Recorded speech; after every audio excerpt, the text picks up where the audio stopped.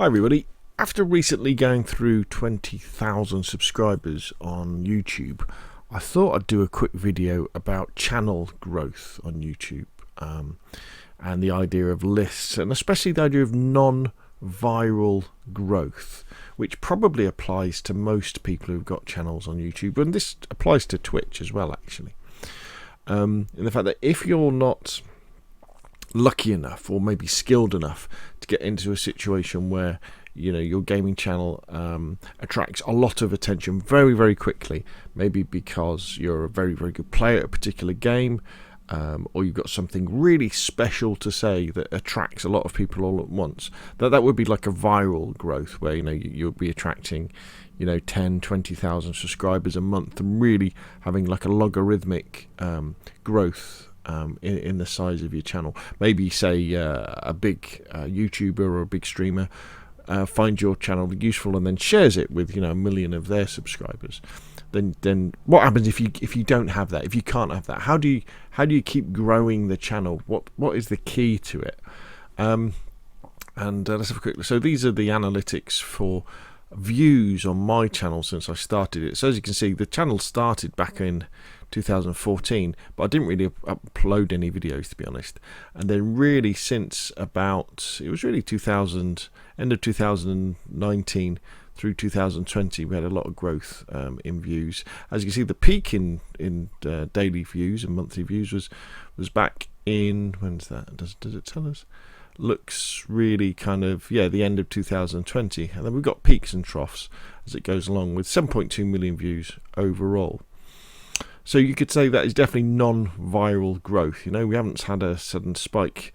Now 7.2 million views is quite a lot, and I get about 400,000 views a month, which is quite a lot for a small channel with 20,000 subscribers. And the reason for that is really the sheer amount of videos that I have and I put out, because I kind of believe that if you want to grow a small YouTube channel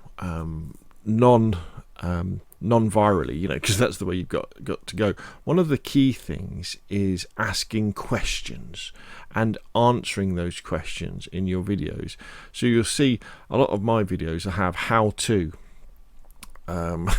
beginner's guide, all this sort of stuff, what, which, why, when, all these sort of questions. And by answering those questions, you're creating content that is kind of evergreen, sort of, if anything can be evergreen in terms of on YouTube and gaming especially, because the interest in a particular game will there'll be lots of interest in a game normally when it's new, then it will start dying off, and then maybe if it gets put in a sale or gets given away free, you'll get a big boost in interest again, and then it will start dying off. But by answering questions that people will have, you can create like a library, if you like, of content that will constantly attract people as they type into Google or they type into YouTube or Bing or whatever. What is the best weapon in Battlefield 4? How do I use the sniper scope in Sniper Elite 4? How do I survive in DayZ? These sorts of things can be very good. For that, and enable you to grow non-virally.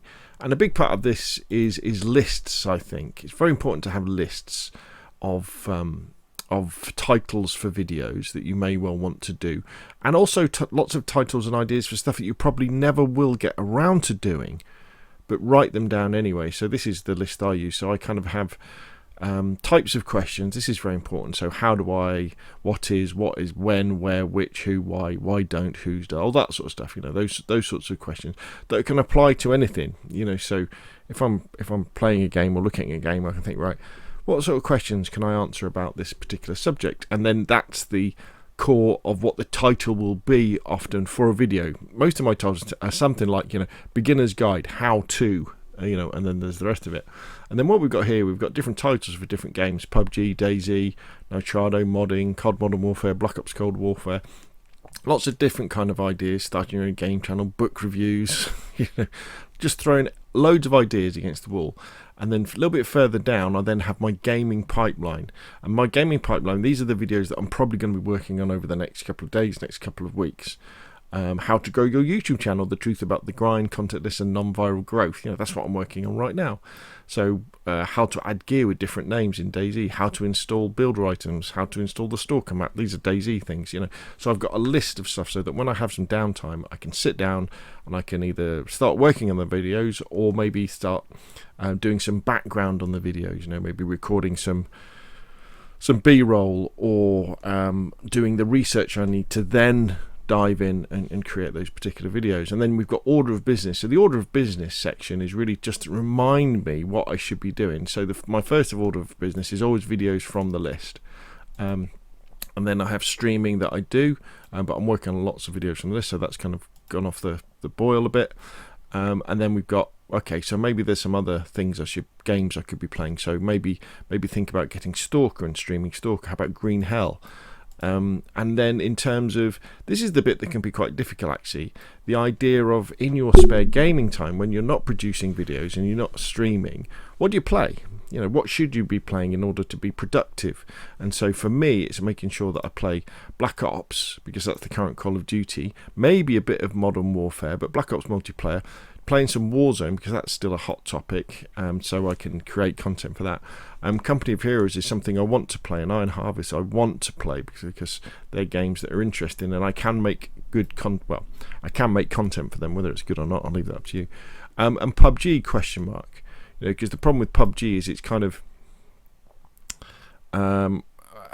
people who play PUBG now tend to know quite a lot about it and probably don't look up too many videos about what is the best gun in PUBG. They kind of probably know by now, or they know what they're comfortable with. What I do for PUBG though is I do record videos about how to the latest patch notes, the latest updates, that sort of thing.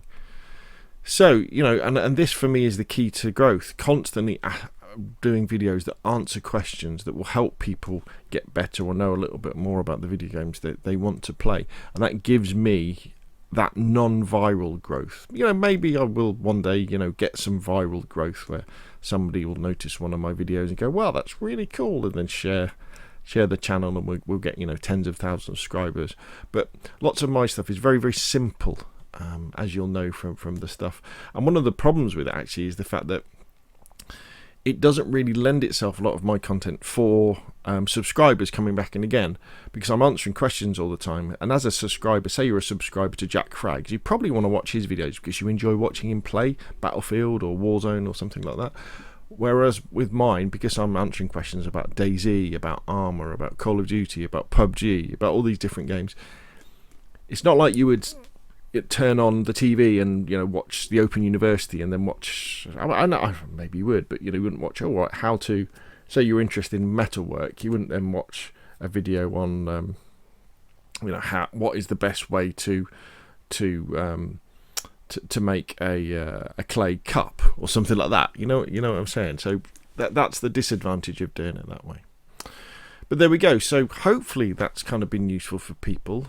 The idea that non-viral growth of a YouTube channel or a Twitch channel to a certain extent comes from answering questions, grinding out many videos, and then using lists to write down all these ideas so you can then work on them to then produce this content, which produces this back catalogue, this reference work that people over the next years will find when they do go searching for the problems they want to solve with their gameplay.